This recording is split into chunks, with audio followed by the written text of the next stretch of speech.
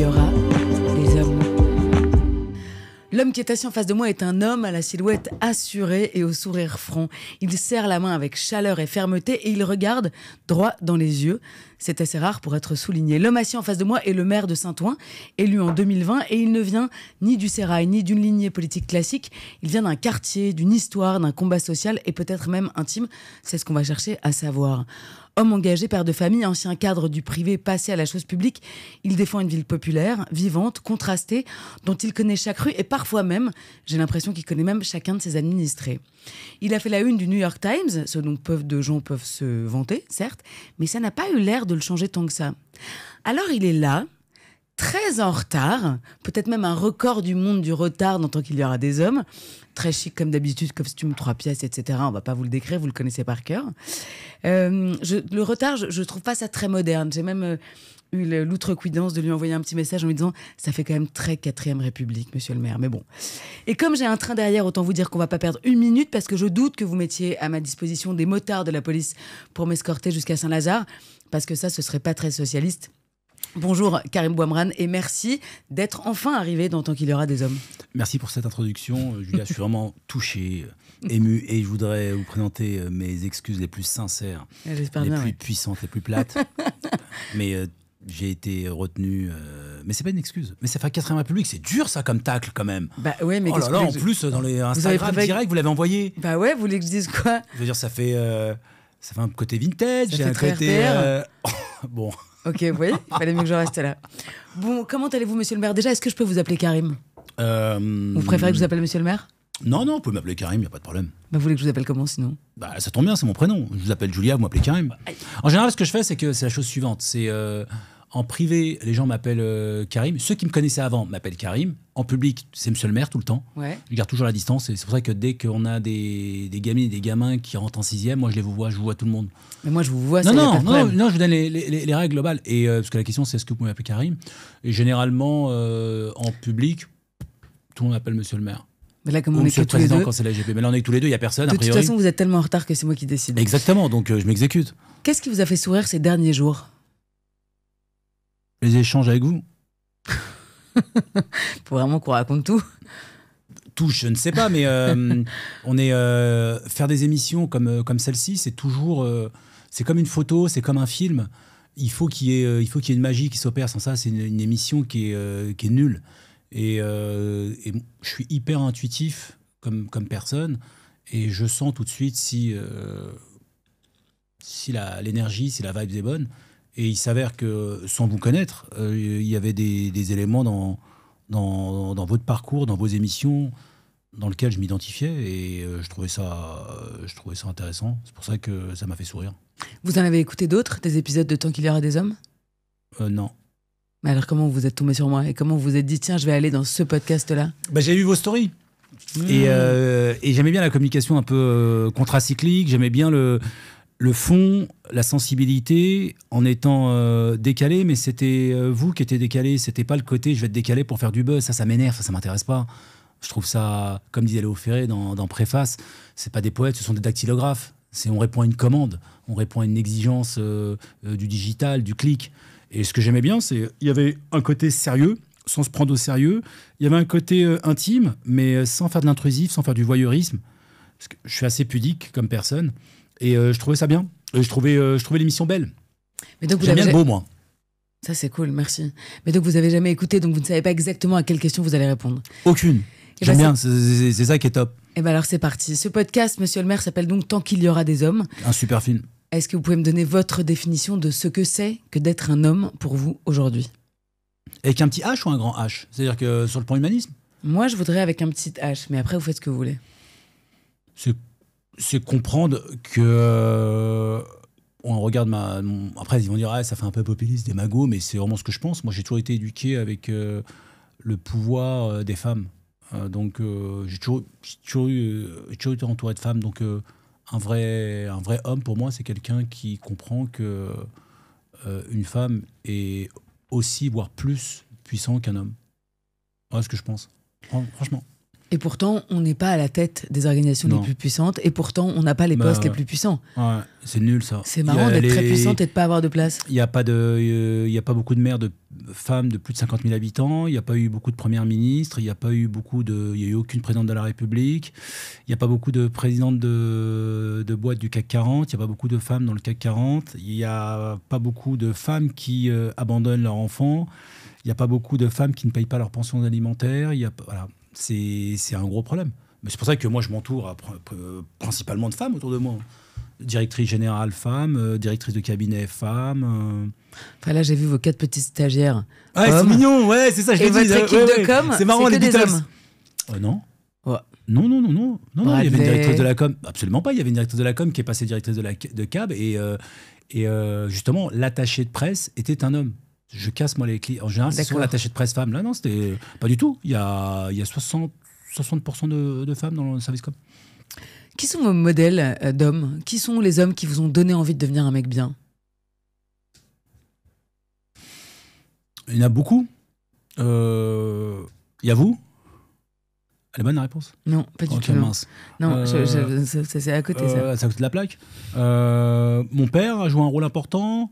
Les responsables politiques que j'ai pu côtoyer ont joué un rôle important, mais honnêtement, j'ai pas eu d'exemple.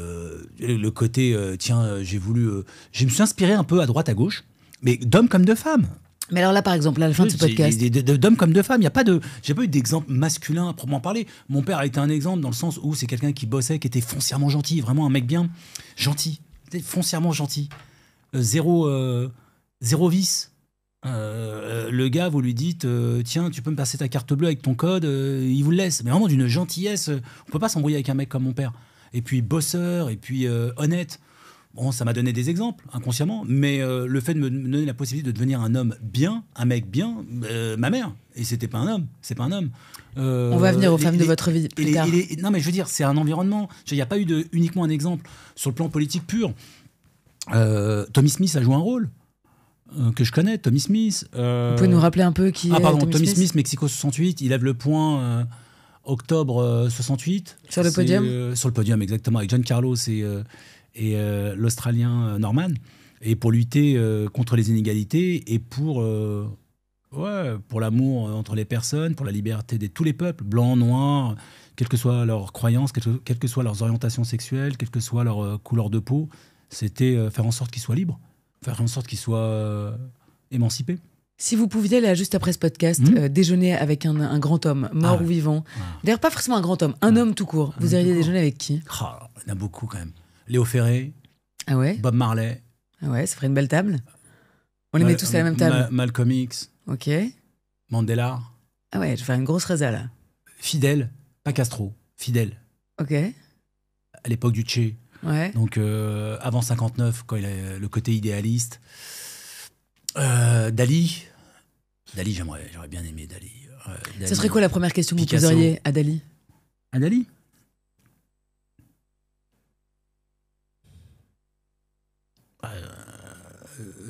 La première phrase, c'est « tu nous as beaucoup manqué ». La deuxième phrase, c'est « qu'est-ce qui a fait que tu as pu tenir ?»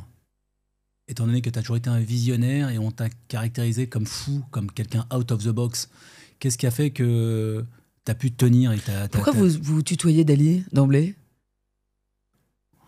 Vous qui en public voulez qu'on vous appelle monsieur le maire? Parce que là, on est entre nous, là. Et alors, on est entre nous? Non, pas vous, entre nous, mais genre, on est entre nous, on est entre... Mais Malcolm X aussi, vous allez le tutoyer? Ouais, Malcolm X, on le tutoie, c'est des militants, c'est des personnes qui ont des Dali, je suis pas sûr qu'il adore qu'on le tutoie. Hein. Il me le dira, mais... allez-y mollo quand même avec Dali. Il me dit, carrément, on se tutoie pas. Je dirais, ok, maître. Putain, j'ai espéré que vous fassiez l'accent espagnol, je suis tellement déçu. Et catalan, lui. Ouais, mais j'ai espéré que vous le fassiez. Non, l'accent espagnol, je ne sais pas, mais je parle espagnol. Donc, podemos hacer la entrevista en espagnol, en castellano, tranquilo. Waouh. Vous avez tous les talents. Monsieur le maire, pour bien connaître quelqu'un, je pense qu'il faut remonter au début de l'histoire. Alors, vous êtes né où et vous avez grandi où? Je suis né à Clichy-sur-Seine parce que la clinique à Saint-Ouen était fermée. 21-02-73 à 9h09. Et vous avez grandi où? Au Saint-Ouen, tout Saint-Ouen. Toute votre vie, vous l'avez passé à Saint-Ouen? Saint-Ouen. Donc moi j'arrive, je suis né l'histoire, elle est assez marrante, mais pas marrante dans le sens ha ha ha. Donc mes parents, ma mère, elle est middle class avec un milieu artistique, intellectuel. Ils viennent d'où vos parents déjà? Casablanca. Ma mère Casablanca, mon père Ouarzazate. Le Ok. Sud. C'est la première génération qui arrive en France, vos parents? Ou alors ils sont nés en France, eux? Non, c'est ça, c'est la première génération. Ok, première génération. Mais elle est jeune. Elle vient à peine l'âge de ma fille aînée maintenant. Ok. Elle a 23 ans, 24 ans. Donc ils viennent d'un milieu social middle class? Ma mère, pas mon père. Ouais. Mon père, très, très, très populaire, milieu agriculteur, analphabète. Ma mère, ils avaient fait des études. Ok. Donc là, je pars au Maroc avec son cousin, qui est un des plus grands chercheurs marocains, constitutionnalistes. Donc, c'était la petite bourgeoisie. Ok. Donc elle vient ici, elle est déclassée totale. Elle s'imagine que ça va être Melrose Place, ça se retrouve dans des logements insalubres, avec des Algeco, ils ont connu Nanterre. Et ensuite, Nanterre, Clichy. Clichy, quand elle est enceinte de moi, elle se dit c'est plus possible, je ne peux pas vivre dans ces conditions. Et elle bascule à Saint-Ouen grâce à une assistante sociale exceptionnelle. Et comme quoi, les mecs qui disent là sur du les Arabes, les Noirs, les Juifs, là. Bonne cato, bien blanche. Anne-Marie et Jojo. Et il s'occupe de ma mère, il l'aide à trouver un appartement à Saint-Ouen. Et quand je sors au forceps, on arrive à Saint-Ouen.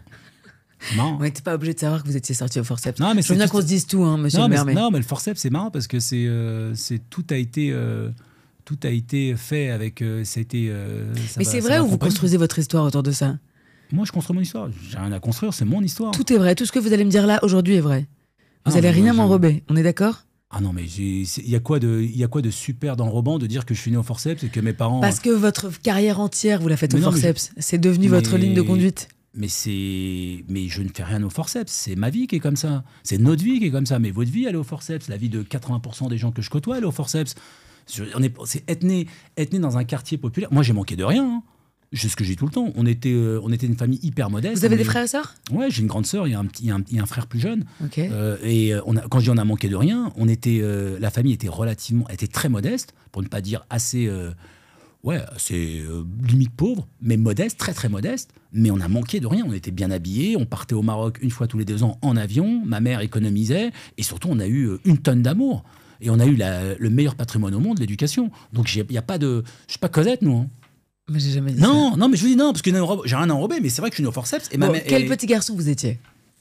Déjà comme ça, là, très très vif, très... Gaucher. Ouais. En colère. Vous êtes en colère un peu? Non, j'étais. Là, je suis apaisé, là. Franchement, je suis aligné. En colère dans le sens où je ne comprenais pas pourquoi on pouvait avoir des conditions qui n'étaient pas les mêmes que les autres. Donc, au niveau du logement, par exemple. Qu'est-ce qu'ils faisaient vos parents dans la vie? Mon père était ouvrier dans le bâtiment. Et ma votre mère, mère elle bossait pas. Ok. Quoi, elle bossait pas? Elle bossait. Elle faisait le terme bossait pas, n'importe quoi. Elle s'occupait de. Non, mais elle bossait pas. C'est typique patriarcat, résidu patriarcal. Bien sûr qu'elle bossait. Elle s'occupait de tout. J'ai envie de dire, c'est la bosse. C'est marrant que juste avant vous m'ayez dit que vous n'étiez pas en colère parce qu'à chaque réponse, non, parce que ça vous allez monter sur la table. Non, c'est pas ça. Parce que dire qu'elle bossait pas, c'est hyper injuste. On sait qu'être mère au foyer, c'est tout sauf ne pas bosser. Et c'est hyper irrespectueux à son endroit. Bien sûr qu'elle bossait. Je suis qui moi pour dire qu'elle bossait pas? Ça va pas ou quoi? Elle a bossé, elle bosse comme une malade. Et heureusement, elle s'occupait de la logistique, de l'administratif. Elle gérait tout. Ça, c'est le rôle des femmes, hein, c'est comme ça qu'on fait toute la vie. Est-ce qu'on parlait de tout dans votre famille? Est-ce qu'on abordait tous les sujets à table, par exemple? Non. On parlait pas de sexualité, on parlait pas de politique? On parlait de religion? Est-ce que la religion, par exemple, avait une place importante dans votre famille? L'éducation avait une place fondamentale, mais la religion elle était plus transmise sur le plan plus culturel que culturel. C'est-à-dire le respect, quelques fêtes. Beaucoup de fêtes. Ouais. La fête, la famille, la générosité. Quelques fêtes religieuses. La générosité, l'humilité. Alors à quoi ça ressemblait les fêtes de famille chez vous quand vous étiez petit? Comme là. Franchement, ce type de discussion. Il y a la cousine Julia qui arrive. Ah, ok, elle va provoquer à nous poser ces questions. Alors, ça en est où la mairie et la politique? Raconte, c'est comment? Et tu te connais un tel? Ah, non, mais je l'aime pas. Ah, Julia fait chier, mais on l'aime bien. Tiens, il y a Karim, il est relou, mais c'est mon chouchou. Voilà, c'est ça. Et puis, il y a le petit neveu, on en a. Et puis, il y a le côté de ceux qui vont parler politique, ceux qui vont parler sport, ceux qui vont parler mode. Et il y a des moments fédérateurs qui vont être le match de foot soit du Maroc, soit de l'équipe de France, la musique. la nourriture, les plats. Et alors la nourriture, c'est quoi votre Madeleine de Proust? Et avant de parler de nourriture, il y a un truc, c'est l'humour. On était drôle dans votre famille? Ah, il est super drôle. Ah non, mais on l'est toujours. Je pense que... vous êtes drôle, vous? Moi, j'ai deux... C'est pas moi de juger. Mais en tout cas, ce que je suis sûr, c'est que ma mère est très drôle. Je pense que c'est... Mais vraiment, caustique, d'un caustique, d'un humour british, un mélange de Monty Python et... un vrai geek, de Monty Python et de Gad Elmaleh. Et vous n'hésitez pas, monsieur le maire. Hein. Si tout d'un coup, il y a une blague qui vous vient, vous la faites. Hein. Ouais, je suis pas... Alors moi, je suis pas un punchliner au niveau des blagues. J'ai plutôt... Est-ce que je suis drôle? On va voir ça. On va voir ça. C'est quoi votre Madeleine de Proust? Qu'est-ce qui vous ramène immédiatement en enfance? Positivement ou négativement? C'est ça, non, positivement. La positivement. Ouais, positivement. Non, ou négativement. Oui, mais parce qu'il parfois il y a un côté. Moi, j'ai un côté un peu malégria, comme disait Manu Chao. La malégria, c'est un mélange de joie et de nostalgie. Donc, j'arrive à ma deuxième partie de ma vie. Et Schopenhauer disait la première partie. C'est comme un tableau. On a Manu Chao et Schopenhauer dans la même phrase. La première partie, on regarde le tableau. La deuxième partie de sa vie, on regarde ce qu'il y a derrière. Et ma Madeleine de Proust, c'est comme disait Zebda, c'est le bruit et l'odeur, le bruit du marteau-piqueur. Donc des odeurs de nourriture. Les odeurs du poulet, parce que j'adore le poulet. Quand j'étais gamin, ma mère me faisait du poulet, donc ça me rappelle mon enfance. Et un truc assez freudien, quand je sens l'odeur... Je fume pas, j'ai jamais fumé, je bois pas. Mais quand je sens l'odeur de la cigarette le matin au réveil, ça me rappelle mon enfance, parce que mon père partait à 5h du matin, 5h30, et on avait deux appartements, un F2 et un F1, et c'était séparé par un couloir. Donc, il y avait les toilettes au milieu, donc on était obligé de sortir. Il y avait le F2, donc ma sœur, mon frère dormaient dans une chambre, mes parents dans l'autre, et moi, je dormais dans ce qui faisait office de salon de l'autre côté. Et donc, mon père, quand il arrivait, hop, il fumait, cigarette, et donc ça me réveillait, et cette odeur me réveillait, donc je savais que c'était le départ de mon père pour le boulot. Et il allait faire le job, il allait assurer. Et donc là, ma Madeleine de Proust, c'est ça. C'est pas de... Et ça me rappelle de la joie, et ça me rappelle plein de choses. Quelle place avait la culture dans votre famille? Énorme. C'est vrai? Fondamentale. Qu'est-ce qu'on vous a appris? Qu'est-ce qu'on vous a emmené voir? Oh là là là. Ma mère est une mélomane finie. C'était tout. C'était Nasser Riwen, qui est un des groupes phares au Maroc.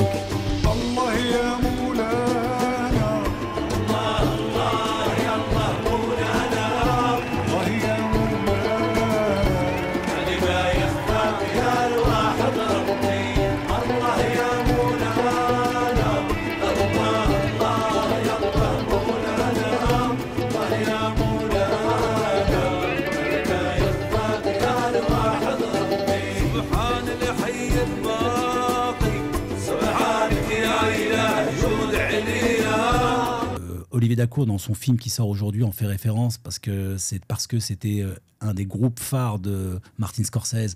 C'est Kulthum, c'est des grands réalisateurs. On a démarré avec les Godard. Ensuite, c'était la génération Peter O'Toole, Gregory Peck, Yul Brynner. Et chaque été... Donc vous alliez au cinéma ? On écoutait de la musique, on lisait des livres? Énormément. Il y a des livres de partout chez moi. Des livres en arabe, des journaux, beaucoup de journaux. J'avais mon oncle qui était un primeur. Et du coup, tous les matins, c'est marrant, il était dans l'usine rotative et il faisait les 3-8. Et il arrivait à 6h30 du matin, 7h du matin chez nous. Et tous les matins, j'avais la presse. C'est pour ça que je dévore la presse. C'est ce qui a fait que j'avais une culture G assez ouf. Et vous aimiez l'école? J'adorais l'école. Quel adolescent vous avez été? J'étais un adolescent puissant, vraiment. Je sais pas, alors il faut se la raconter, mais c'est vrai, j'étais puissant, j'allais plus vite que tout le monde, j'étais vif, j'étais hyper curieux, j'étais bon au foot, bon C'était quoi votre rapport aux filles? Vous étiez un séducteur? Vous étiez timide? Non, j'étais pas timide, j'étais pas timide, j'étais pas un séducteur, mais J'avais ma personnalité. Je voulais pas faire, comme on dit communément, faire le canard. Je voulais pas faire le beau, le garçon qui arrive et fait 24 sauts périlleux devant la fille pour lui dire je suis là. C'est pas mon genre. Ouais, j'avais trop de ténébreux, quoi. Ténébreux, bon, ça fait bien. Je réécris l'histoire en disant ça. Mais ce que je veux dire par là, c'est que j'étais. Vous vous souvenez de votre premier amour? Mon premier amour. Putain, j'en ai jamais parlé de ça. Ça, je vous avais dit, vous venez d'un temps qu'il y aura des hommes, c'est à vos risques et périls. Ouais, mais le problème, c'est que mon premier amour, il faut que ce soit réciproque ou genre moi je l'aimais et elle m'aimait pas. La première fois que vous avez eu le cœur qui s'est emballé, que vous avez vu une fille et que c'est devenu une obsession, quoi. Ouais, c'était en CE2, CM1, mais elle m'a pas calculé. Elle s'appelait comment? Ça s'appelle toujours, mais le problème c'est qu'après si jamais je dis son nom, elle va me recontacter. Et alors quoi? Mais c'est mort. CE2, CM1, Julia, j'ai attendu. Et alors? Non, c'était. Il est peut-être pas trop tard. Non, si, c'est mort. Donc. Putain, vous êtes sévère. Hein. Je suis pas sévère. On avait 10 ans, j'en ai 52. C'est bon, je suis pas Mandela et Winnie Mandela. J'étais pas. Très bien, très bien, très bien. Dites-moi, monsieur le maire, à quel moment vous avez su que vous prendriez un chemin engagé? Ça, c'est une très bonne question. Je prends toujours le film des Affranchis et Scorsese, mais ça démarre par autant que je me souvienne, j'ai toujours su que j'allais être gangster. Ça, c'est ce qu'il dit. Et moi, je dis autant que je me souvienne, j'ai toujours su que j'allais être responsable politique. Toujours. Mais toujours. Même quand j'étais patron dans la cybersécurité, même quand j'étais directeur général, même quand j'étais investisseur associé, tout ça, je savais. Pourquoi? Ça vient d'où, cette envie de s'engager comme ça et d'être le patron en politique? Franchement, Julia, j'aimerais bien vous dire mon père, ma mère, je sais pas d'où ça vient. Mais quand j'étais petit, je regardais L'heure de vérité, la chanson là, avec The Wings de Paul McCartney, Live or Let Die avec François-Henri Deverieux, c'était tous les dimanches à midi, je vous assure. Ça démarrait, je me voyais dedans, quoi. J'étais à fond, les Raymond Barre, et pourtant, vous n'avez pas fait d'études de politique? Vous avez commencé des études de commerce et finance et ça voulait dire quoi pour vous de faire de l'entrepreneuriat? Parce que vous avez été patron d'une boîte, donc ça voulait dire quelque chose. Être autonome financièrement. Ouais. Ne pas me positionner en fonction de mes idées par un intérêt court-termiste ou par un intérêt pécuniaire. C'est-à-dire que moi, je suis libre. Moi, je viens ici, je viens pas parce que c'est bankable de venir ou je viens pas parce que, tiens, parle de toi. Je viens parce que ça me fait plaisir. Je suis maire de Saint-Ouen parce que je suis heureux d'être maire de Saint-Ouen. Lorsque derrière, on me propose d'être ministre, je refuse parce que c'est pas ma ligne. On vous a proposé quoi comme ministère? Soit l'éducation, soit quelque chose comme ça. Wow, vous avez dit non à l'éducation? C'était avec François Bayrou, donc c'était un peu compliqué. Ouais, enfin, l'éducation nationale a besoin de gens comme vous. Ouais, mais j'ai reçu Gabriel Attal ici. J'ai adoré ce type en ministre de l'Éducation nationale. Je le dis sans honte. Non, mais il n'y a pas de honte à dire que... Bon, il avait lancé un dispositif contre le harcèlement qui est très bien, et je lui avais dit qu'on l'avait déjà lancé en avant-première à Saint-Ouen un an avant. Frime il est parti au Danemark visiter. Je lui dis, mais Gabriel, va pas au Danemark. Ça fait 1 an que ça existe à Saint-Ouen. Donc, vous étiez content de lui dire ça? Vous l'aimez bien, Gabriel Attal? Je l'aime bien, j'ai pas de désamour, il a toujours été respectueux à mon endroit, et je suis respectueux à son endroit. Moi, au-delà des différences partidaires, je suis pas le genre de personne à mettre des tacles. Je mets pas des tacles en public et des sourires en privé, ça m'énerve, moi, ça. Quand j'aime pas quelqu'un, parce qu'il a été irrespectueux, je dis rien, je ne parle pas de lui. Gabriel Attal, comme d'autres qui sont pas forcément du même parti que moi, hein, ils ont été respectueux. Moi, vous me verrez jamais faire des attaques ad hominem à des responsables politiques. J'attaque que sur le politique. Je fais pas d'attaque perso. Moi, je rentre pas dans ça. Donc Gabriel Attal, si je l'aime bien, la question c'est pas si je l'aime bien ou pas, c'est que personnellement, il a toujours été réglo avec moi. Il me respecte et je le respecte. En revanche, sur le plan politique, j'ai pas tout le temps partagé sa ligne, loin de là. Très bien. Quel a été votre premier sentiment quand vous avez été élu maire de Saint-Ouen? Quand on gagne, le 28 juin, il y a plein de trucs qui passent. La victoire, c'est le 28 juin. Je me souviens, on est avec le cercle fermé, et c'est par bureau. Et là, je me souviens, je suis avec mon pote. Je dis alors, il me dit on attend le dernier bureau Michelet. Et je vois les 3 autres potes, ils commencent à s'embrasser et tout. Je fais tranquille, on était fermés et tout. J'étais très calme, très lucide. Et déjà, les 100 premiers étaient pas bons. Donc les 100 premiers, je vois, on me dit punaise, on est derrière. Sachant que j'avais perdu en 2014 à 250 voix, sachant qu'ensuite je perds à 2015, on me vole ma voix, on me vole ma victoire à 150 voix. Ensuite 2019, tout est pour le dans le meilleur monde, j'ai un accord. 2020, il y a le Covid. Je suis devant au premier tour. L'élection peut être annulée à cause du Covid. Je reviens en triangulaire, c'est-à-dire que ceux qui étaient supposés faire un accord avec moi m'abandonnent, me trahissent. Et là, je me retrouve à 3. Premier sang, je suis derrière. Et là, je me dis, ça y est, mec, les gens veulent pas de toi. C'est là comme ça, c'est la vie. Vous auriez abandonné à ce moment-là? Vous auriez continué à essayer? Franchement, Julia, je réfléchis jamais comme ça. Quand je pars dans un truc, quand je pars dans une aventure, je me donne tous les moyens de gagner et je me dis, si jamais je me mets pas une seule seconde, l'idée de la défaite m'avait traversé. Pas une seule seconde. Mais si elle arrive...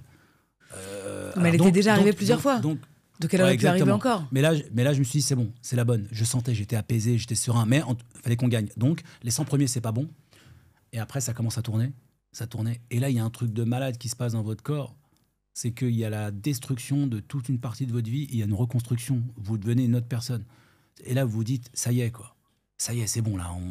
Et après, il y a je me souviendrai toute ma vie, la tête de mon pote, il regarde, il me dit... ça y est, c'est bon. Je dis, ah ouais? Je dis, c'est bon, ça ne peut plus revenir. Il me dit, c'est bon, ils ne peuvent plus revenir. Et là, là, on pense à tout le monde. Et là, où il y a aussi, je pense à Diego Maradona en 1990 avec Italie-Argentine.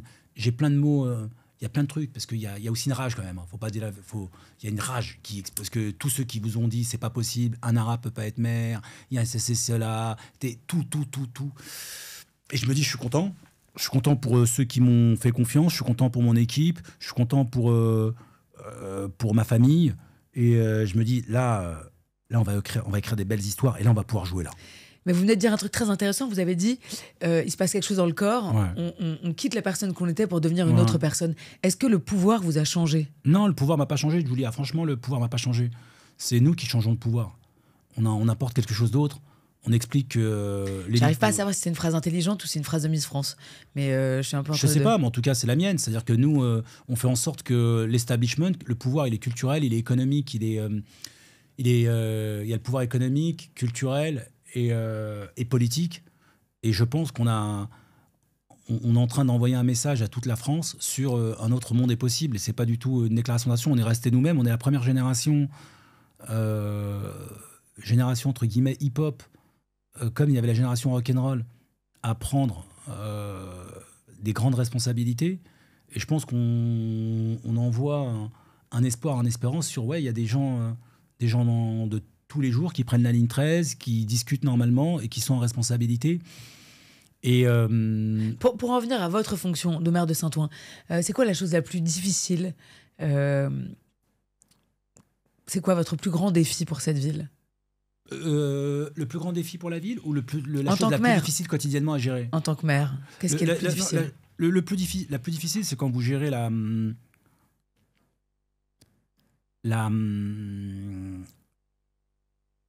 malheur direct des gens. C'est ça le plus dur. Le plus dur, honnêtement, c'est quand vous avez des personnes... moi, chaque semaine, je fais des enterrements, ou chaque semaine, je dois gérer... je suis rappelé par la patrouille de la vraie vie, quoi. Bonjour, je vais être expulsé. Bonjour, mon fils est malade ou j'ai perdu mal. Voilà, c'est ça le plus dur. Le reste, on a la chance de faire ce qu'on aime. Et donc, du coup, et en même temps, le plus dur, c'est le sentiment d'impuissance face à des drames. Voilà, c'est ça le plus dur. Et en même temps, si vous n'êtes pas là, Julia, du moins, je vais mettre en positif, quand vous êtes là, vous leur donnez du love et vous leur donnez de la force. C'est ça le rôle d'un maire, c'est de donner du love et de donner de la force? Et de donner de l'espoir, avec des actes concrets. C'est pas des déclarations d'intention, c'est une adéquation qu'il y a entre... Vous arrivez à faire ce que vous dites et à dire ce que vous faites, vraiment? Vous êtes un homme de parole? Je me demande si c'est une phrase de Miss France ou une phrase de mère, ça. Non mais c'est vrai. Parce que c'est facile de dire des choses, mais après il faut les mettre en... La réalité, c'est... Est-ce que vous êtes fier de vous? La réalité, c'est le terrain. Au bout d'un moment, quand vous arrivez, quand les gens vous arrêtent et quand ils vous disent « Merci, monsieur le maire », je pense que... Donc vous êtes fier de vous? Moi, je suis fier de ma ville, je suis fier de mes parents, je suis fier de ceux qui sont autour de moi. Et je suis fier de me dire, je rase pas les murs. Je suis fier de me dire, il n'y a personne qui peut me dire, t'as pas respecté ta parole ou t'as trahi. Voilà, moi, je suis toujours resté fidèle à mes idées, fidèle à moi-même. J'aurais pu, tout ce que j'ai fait, j'aurais pu le faire encore 10 fois plus vite. Et j'aurais pu gagner 100 fois plus d'argent, j'aurais pu faire les choses plus vite. Mais c'est pas la même saveur. Voilà, je suis un homme de compromis, mais j'ai jamais fait de compromission, franchement. Et c'est ce que j'ai dit le jour où j'ai eu la Légion d'honneur. Je me suis excusé. Je lui ai dit parfois, j'ai dû peut-être blesser des gens, des femmes, des hommes, mais c'était involontaire. Et c'est pour ça que je m'en suis excusé. C'est comme sur le terrain de foot. J'étais un joueur dur, smart, mais toujours juste. Quand je faisais des interventions défensives, j'allais jamais pour blesser la personne. C'est important, ça. Quand je vous ai eu au téléphone pour préparer cet entretien, puisque comme on a dit qu'on disait tout, on va le dire, vous m'avez dit je suis out of the box. Ou plutôt, non, vous m'avez dit les gens ne comprennent pas pourquoi je rentre pas dans la boîte. En fait, c'est moi qui suis dans la boîte, c'est eux qui n'y sont pas. Bref, c'est vraiment vous, ça, de cultiver cette différence. Vous ne parlez pas comme un homme politique. Vous dites du love, vous dites je voulais pas m'embrouiller, je vous dis vous avez un vocabulaire qui n'est pas très soutenu, qui n'est pas celui dont on a l'habitude avec les hommes politiques. Je sais pas si mon vocabulaire n'est pas soutenu. Je pense être. Ça ne veut pas dire que vous n'êtes pas intelligent je pense être un des responsables politiques qui a le champ lexical le plus développé. Le plus varié, sûrement. Le plus développé et le plus dense. Quand vous regardez le top 30 des responsables politiques qui sont dans un schéma. Donc vous n'avez pas un discours politique. Vous ne faites pas de la politique avec des phrases toutes faites. Je pense que vous parlez dans la vie à vos enfants comme vous me parlez là à ce micro. Ou comme à ma mère. Donc j'ai un langage. Est-ce qu'on vous l'a reproché, ça, parfois? Mais pas du tout. Je peux avoir un langage technocratique, mais je pense que c'était McLuhan qui disait le médium, c'est le média. Le média, c'est le médium. Donc ça dépend où je suis, ça dépend avec qui je suis, ça dépend comment je suis. Une discussion en one-to-one, une interview, c'est pas comme si j'ai une discussion avec le ministre de l'Intérieur Retailleau en tête-à-tête dans une chaîne sur un débat de 20 minutes. Et le problème qu'il y a, c'est que quand je parle aux gens, je me parle pas à moi-même. Et que j'ai la stagiaire ou le stagiaire, l'assistante ou l'assistant, ou que j'ai le président de la République, ma force, une de mes seules forces, c'est que je considère tout le monde d'égal à égal. Et quand je dis on est out of the box, c'est les autres qui sont dans une boîte, pour le coup, qui remontent à la 4ème République. Ça vous a pas plu, ça? Non, j'ai adoré. Non, au contraire. Ah non, quand ça me plaît pas, j'en parle pas. Justement, je trouve ça drôle. Non, je trouve ça drôle et puis complice et subtil. Mais c'est vrai qu'il y a tellement le côté old school, je viens en retard juste pour dire que je suis en retard. C'est nul. Non, nous on était. Dites-moi la vérité, Karim, parce que je vais quand même un peu vous appeler Karim. C'est quoi la critique qui vous fait le plus de peine sur un plan politique? Celle qui fait le plus mal. Celle qui fait le plus mal, c'est quand derrière, la fameuse phrase, c'est que de la com. Ça, c'est quand on dit ça de vous, c'est que de la com. En filigrane, il y a plein de choses derrière. Quand vous dites, quand on dit oui, c'est que de la com, je vous déconstruire en 2 secondes à la Derrida, si vous m'autorisez 45 secondes, chère Julia. Quand on dit c'est que de la com, ça signifie que ce gars-là, qui s'appelle Karim Bouamrane, qui est bien habillé, est tout dans l'extérieur. Et l'extérieur, c'est le fake. Et le fake, il peut pas avoir du fond. Le fond, il peut pas avoir du fond. Pourquoi? Parce que c'est quelqu'un qui vient des banlieues. Des banlieues, c'est pas de l'éloquence, c'est pas du charisme, c'est ce qu'ils appellent de la tchatch ou du bagou. C'est normal, c'est des vendeurs de tapis. Donc, il y a une vision en filigrane colonialiste. Et c'est ça qui est le plus blessant. C'est-à-dire que derrière, vous arrivez, vous avez le parcours académique, vous avez le parcours professionnel, vous avez les reconnaissances de la République, vous avez des résultats concret, tangible. Et pourtant, vous continuez à être une figure de diversité, c'est ça que vous me dites? Moi, je n'utilise jamais le mot diversité, c'est surtout les détracteurs. Derrière, c'est ce que je dis, venez me chercher sur les éléments politiques. Si vous voulez qu'on débatte, venez on débat sur les finances publiques, venez on débat sur la souveraineté de la France, venez on débat sur l'industrie, venez on débat sur l'Europe, venez on débat sur la coopération internationale, venez on débat sur l'Iran. Mais derrière, c'est tout le temps cette espèce d'assignation à résidence intellectuelle, ethnico-religieuse. Ils sont pas prêts, là. Quand vous allez leur annoncer que vous vous présentez à la prochaine présidentielle, ils sont pas prêts. Vous allez le faire, non? Déjà, et c'est pas de la langue de bois, on gagne les municipales. On ne gagnera pas les présidentielles si on n'arrive pas à se remobiliser au niveau des municipales. Et le candidat ou la candidate qui dit « je suis candidat maintenant en juin 2025 », il n'a rien compris. Je pense qu'il faut déjà gagner les municipales. Et c'est ce que je dis et ce que je redis. Je jouerai un rôle hyper important dans le 5 majeur de la gauche pour les élections présidentielles de 2027.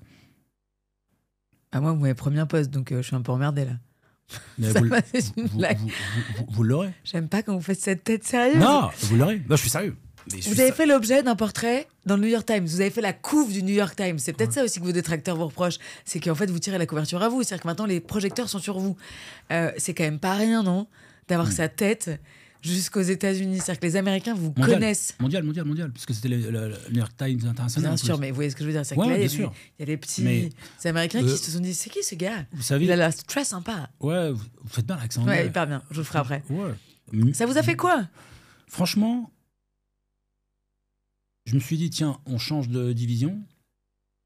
Donc. On passe en Ligue 1 premier, ouais, en Ligue des Champions même, premièrement. Mais surtout, je me suis dit, franchement, c'est à l'image de ma vie, ça. C'est les Américains, les étrangers qui reconnaissent mon travail pour qu'ensuite, les Français se disent, waouh, il fait quelque chose.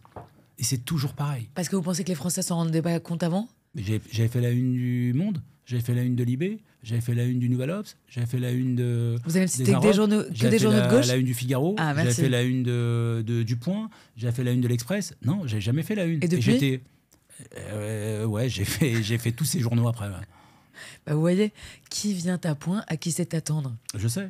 Et c'est pour ça que, comme disait Renaud dans une de ses chansons, ni haine, ni arme, ni violence. Donc je suis apaisé, je suis serein, je me dis c'est comme ça. Vous m'avez parlé de la Ligue des Champions, on a gagné, enfin le PSG, parce que moi j'ai pas beaucoup joué. Mais vous êtes quelle équipe? PSG. PSG aussi. Ouais. Vous aussi donc, ok. Non. Ah, vous êtes quoi? Moi je suis Red Star, moi. D'accord, Red Star. Bon, c'est pas grave. Mais j'étais content pour le PSG parce que c'est la France.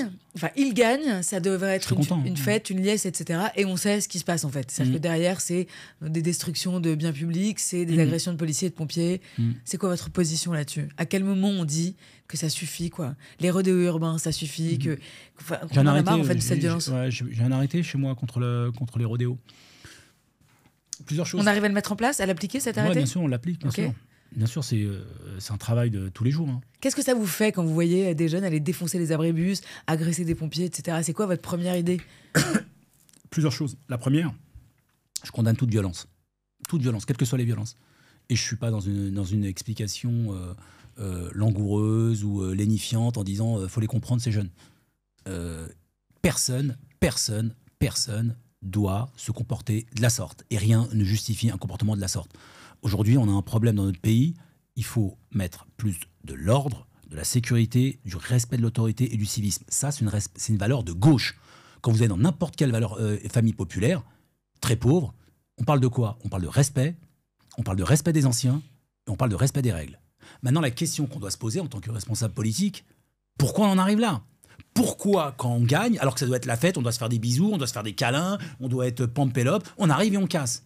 Là, il y a un sujet qui est très intéressant sur le plan politique et sur le plan anthropologique.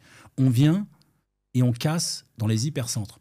Parce que Paris, les hypercentres, la capitale, symbolise pour toute une génération de petits-enfants d'émigrés ou petits-enfants dont les parents et les grands-parents vivaient dans une cité, incarne et symbolise l'establishment. Tout ce qui a pu être un nom à l'endroit ou à l'encontre de ces personnes. Donc, il suffit juste qu'il y ait un quart de CRS. Tiens, c'est ceux qui nous ont dit non, on attaque la police. Tout ce qui est en costume, c'est l'establishment, on attaque. On vous a dit non à vous aussi. On m'a dit non à moi aussi. Moi aussi, je suis une petite fille d'immigrés. Bien sûr, mais évidemment, bien sûr. Est-ce que pour autant, on a envie d'aller tout casser tout le temps? Mais je suis pas en train de dire que la réponse quand on nous a dit non, c'est de faire ça. C'est pour ça que nous... Non, mais vous justifiez leur violence en disant... Je justifie pas. Ils vont taper sur ce qui leur a dit non. Mais par exemple, quand on respecte pas nos profs à l'école, vous qui avez refusé le ministère de l'Éducation nationale, et ça, je vous en veux un peu, parce que maintenant que je le sais, je vais vous en vouloir un peu. On a un vrai sujet de défendre nos professeurs, d'y faire attention, de défendre nos médecins, nos infirmières, qui se font agresser tous les jours aux urgences. C'est quoi la réponse de la gauche à ça? Puisque vous me dites que ce sont des mesures de gauche, de le respect de l'ordre. Moi, je vous crois. Et moi, j'ai confiance en vous. Alors, allez-y. Alors, j'y vais. Je ne justifie pas la violence, Julia. Souvenez-vous, mon propos s'articulait sur deux volets. Le premier, je condamne, je ne justifie rien du tout, et je n'attendris rien du tout, et j'amenuise rien du tout. Duralex, sed lex. L'ordre, l'ordre, l'ordre. Et les premières victimes collatérales des violences et de l'insécurité, ce sont souvent les familles classe moyenne et classe populaire. Et les familles monoparentales qui ont peur pour leurs enfants. Bien sûr. J'étais sur le plan sociologique avec des éléments et des retours d'expérience politique. J'essayais d'apporter une explication plus structurelle. Maintenant, qu'est-ce qu'on doit faire ? Qu'est-ce qu'on fait, nous, à Saint-Ouen, ou qu'est-ce qu'on doit faire pour le reste de la France ? Il faut mettre le paquet sur l'éducation. L'éducation, la stratégie éducative. L'éducation, c'est pas que l'école, Julia. C'est aussi les associations, c'est les langues. Là, j'emmène une génération de gamines et de gamins à Belém dans le cadre de la COP30. C'est ouvrir une génération vers le monde. C'est l'entrepreneuriat. C'est les enjeux face c'est l'ouverture à la culture. C'est le sport. C'est remettre la République au centre de tout. Et la République, c'est l'égalité, la fraternité, la sororité, la fraternité et la liberté. Et la laïcité. Ça, c'est un principe fondamental. Mais c'est bien de le rappeler, non ? Les valeurs de la République, c'est liberté, égalité, fraternité. Je rajoute la sororité. Et il y a les principes. La démocratie est unie et indivisible.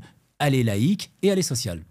Je veux dire, c'est comme ça, c'est écrit sur le fronton, il n'y a même pas à discuter. Mais qu'est-ce qui se passe avec le foot ? On l'a vu là encore à Toulouse, avec un éducateur sportif qui s'est fait rouer de coups par des parents à la fin d'un match. Je veux dire, à quel moment ce sport rend les gens complètement fous ?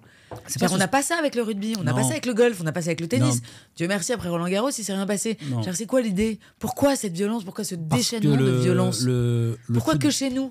Parce que le football, c'était pas que chez nous. Souvenez-vous, historiquement, ce phénomène existait aussi... Les hooligans en Angleterre. En Belgique. Ouais, mais ça s'est beaucoup calmé. Bien sûr. Ça existe aussi en Espagne, ça existe au Brésil, ça existe également en Russie, ça existe aussi en Pologne. En Italie, c'est pas très... c'est plus calme. Hein. Où ça En Italie, c'est plus calme. Ouais. Bon, okay. Bon. On va mettre de côté l'Italie par, je sais pas, solidarité italienne, mais je suis pas totalement convaincu. Mais ce que je dis pas là, c'est pas propre à Paris. Mais en revanche, le point commun de tout ça, c'est le football. Voilà. Et le football, c'est le réceptacle d'affrontements sociaux, psychanalytiques assez forts. Parce que le football, c'est le sport le plus populaire. Vous allez au Parc des Princes, et c'est pour ça que moi je suis fier de ce qu'on a mis en place au Red Star à Saint-Ouen. Parc des Princes, c'est quand même un des endroits où vous continuez à entendre. J'ai le Parc des Princes parce que c'est à Paris, parce que j'ai pas fait tous les stades de France, même si j'en connais beaucoup. C'est c'est enculé, avance, ou le tarlouse d'un tel, ou c'est ça. Des propos homophobes, la banalisation des propos homophobes, la banalisation des propos racistes, la banalisation des propos antisémites et la banalisation des insultes. Nous, à Saint-Ouen, on a un public plus de 30% féminin. Oui, mais on va pas comparer le Red Star au PSG si ça vous ennuie pas, malgré tout le respect que j'ai pour le Red Star. Hyper insultant. Ça. Non, pas du tout. Et d'autant que j'ai bien connu un des patrons du Red Star, Patrice Haddad. Je vais vous inviter au Red Star. Mais avec plaisir, et je viendrai avec mes enfants. C'est pas possible ce que je viens d'entendre. On a parlé des hommes importants de votre vie, il n'y en avait pas beaucoup apparemment. On va parler des femmes. Vous m'avez dit d'ailleurs que si vous étiez élu un jour président de la République, ce serait une femme, votre Premier ministre. Je ne vais pas vous demander tout de suite qui vous comptez nommer, encore que... Bon, ce serait qui ? Faut gagner la mairie. Oui, ça j'ai compris. Vas-y, venez, on fait genre, vous avez déjà tout gagné ? Non, la question, je la mets différemment. Quelle femme politique, aujourd'hui, joue un rôle important ?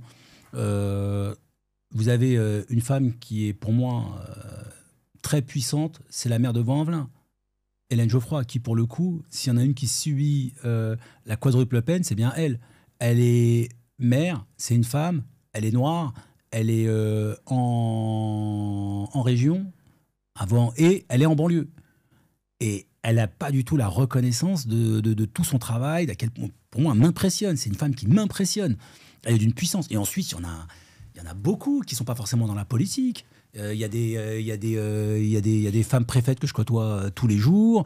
Il y a des femmes qui sont chefs d'entreprise qui font énormément. Il y a des journalistes de très grande qualité, je vous le redis, monsieur le maire. Exceptionnel. En 2027, moi, je peux vraiment me libérer de toutes mes obligations. Exceptionnel. Bon, elle est un peu parfois dans le clash digital, mais bon, c'est pas grave. J'apprendrai à me calmer. C'est qui les femmes importantes de votre vie ? Toutes celles et ceux que je côtoie actuellement. Mes filles jouent un rôle, mon épouse joue un rôle, ma mère joue un rôle. Les personnes qui bossent avec moi jouent un rôle. Le point commun de tout ça, c'est que il y a énormément de loyauté, de bienveillance, avec des histoires. L'histoire que j'ai avec mon épouse, c'est pas l'histoire que j'ai avec ma mère, c'est pas l'histoire que j'ai avec mes fils, c'est pas l'histoire que j'ai avec les femmes qui sont dans mon équipe. Mais le point commun, c'est que c'est de toutes ces femmes-là, c'est très puissante. Quand je dis puissant, c'est une force où je puise mon énergie. Et je suis hyper admiratif par rapport à leur parcours. Et je suis hyper sensible à leur manière avec laquelle elles appréhendent et gèrent leur vie. Et moi, c'est une source d'inspiration, ça. C'est-à-dire que comment elles ont géré leur vie, leur tristesse, parfois le deuil d'une personne chère. Et tout ça, je me dis, waouh. Je me dis même, franchement, je me dis même parfois, c'est ce que je disais à mes 3 meilleurs amis. Franchement, les frères, je me demande, est-ce que je vous mérite ? Parfois, je me dis ça. Mais je vais dire, il se la raconte. Mais c'est vrai, je sais que je suis quelqu'un de bien, mais j'ai de la chance d'avoir des femmes exceptionnelles, des parcours exceptionnels, des puissances exceptionnelles. Et je me dis, franchement, j'espère être au level. Je me dis, quand les gens me disent, par exemple, est-ce que vos parents sont fiers de vous, votre mère est fière de vous ? Je dis honnêtement, je ne sais pas si elle est fière de moi, mais elle ne peut pas s'imaginer comment moi je suis fier d'elle les deux. Je me dis, mais jamais j'aurais pu avoir leur parcours et faire ce qu'ils ont fait, quoi. Et les femmes qui m'entourent, c'est pareil. Je me dis, mais elles ont... je sais comment elles font pour me supporter, quoi. Ouais, alors ça, justement, j'étais exactement en train de me poser cette question. La vérité, je me dis ouais, c'est... Non, véridique, premier degré, hein, c'est pas genre... je me dis... Vous arrivez à concilier vos mandats politiques, vos responsabilités et votre vie de famille, pour de vrai ? Vous arrivez à leur trouver encore du temps quand on est autant sur le terrain, parce que vous occupez le terrain. Ouais, grave, ouais. Ce qu'il faut, c'est... Il y a 2 options. Soit vous êtes Charles Ingalls, dans la petite maison de la prairie, c'est-à-dire... vous rentrez à 17h, vous allez ramener du bois, vous mettez un pull autour du cou et vous êtes la cheminée et chacun raconte et voilà. Ou soit vous expliquez en transparence ce que vous faites, pourquoi vous le faites et comment vous les onboardez, c'est-à-dire vous les mettez dans votre projet. Et il y a des séquences, quand c'est leur séquence, c'est avec eux et qu'avec eux.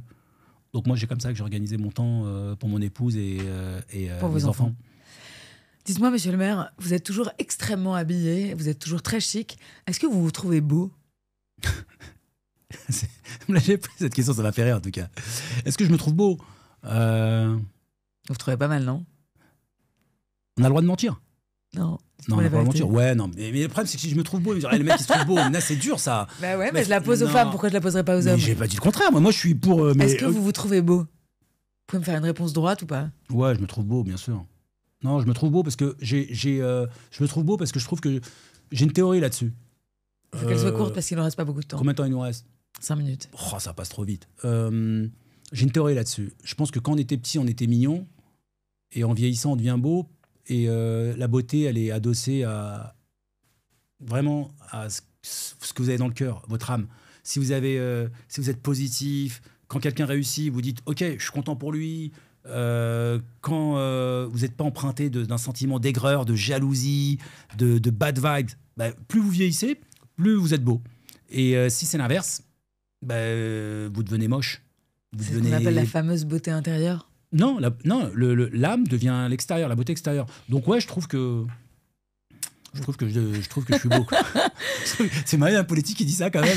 Vous se trouvez beau? Ouais, je trouve que je suis beau. Karim Bouamran, là, comment se faire défoncer? Karim Bouamran. Je me trouve beau. Ça va être ça la phrase d'accroche. Oui, je me trouve beau. Non, mais je veux dire. Mais ça va. Non, ici, on se dit la vérité. Et oui, on se dit la vérité. Non, mais honnêtement, je me lève pas le matin en me disant waouh, beau gosse. Mais jamais je fais ça. Le mec qui fait ça, il est ouf. À mon avis, dès demain matin, vous allez vous lever comme ça. Non, en une phrase. Non, vous êtes capable de répondre en une phrase, monsieur le maire? Je suis capable de tout ce que vous me demandez. Eh ben, on va essayer. C'est quoi le mot que vous aimez le plus entendre? Merci. Un défaut chez les autres qui vous attendrit? La mauvaise foi. Que reste-t-il de l'adolescent que vous étiez? Toujours tourner les choses pas en ridicule, mais en situation drôlatique. j'arrive toujours, je me marre, toujours quand il y a une situation sérieuse, mais tout le temps sérieuse, je pense à un truc drôle. Là, par exemple, je vais avoir une réunion super importante cet après-midi, quand quelqu'un prend la parole, je me dis, ah, c'est marrant, ces chaussettes, ça me fait penser à la gaffe, et puis je rigole. J'ai toujours un flash où, quand j'étais gamin, j'ai toujours la petite blague, le côté chambreur, le côté taquin. Voilà. Est-ce que quelqu'un vous manque? Ouais, bien sûr, ouais, bien sûr. Que vous reste-t-il à apprendre? Beaucoup de tolérance face à la méchanceté de certaines personnes.